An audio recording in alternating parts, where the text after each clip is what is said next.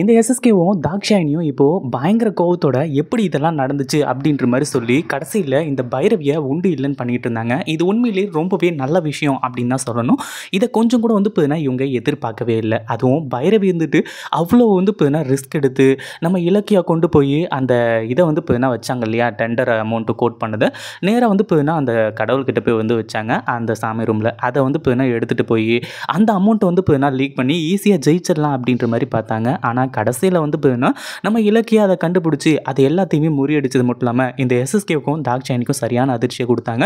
அதே மாதிரி 2 பேரும் மண்டையை பிச்சுக்கிட்டு இருக்கீங்களா, நான் இருக்கிற வரைக்கும் கௌதமுக்கு எந்த ஒரு கெட்டதும் நடக்க விட மாட்டேன் அப்படின்ற மாதிரி இலக்கியா சொல்கிறது மட்டும் இல்லாமல் அடுத்ததாக வந்து பார்த்தீங்கன்னா இந்த இடத்துல இன்னொரு விஷயத்தையும் தெளிவாக சொல்லிக்கிறாங்க. என்ன அப்படின்னு பார்த்தீங்கன்னா, அதாவது நம்பர் 2ல் இருக்கிற உங்களுக்கே இவ்வளோ மூளை இவ்வளோ அறிவு இருக்கும்போது என் புருஷன் நம்பர் 1ல் வந்து பார்த்தீங்கன்னா இந்த கம்பெனியை வச்சுருக்காரு, அவருக்கு எவ்வளோ மூளை இருக்கும் அப்படின்ற மாதிரி சொல்லி இந்த எஸ்எஸ்கேவை வந்து பார்த்தீங்கன்னா உண்டு இல்லைன்னு பண்ணிட்டு இருக்காங்க.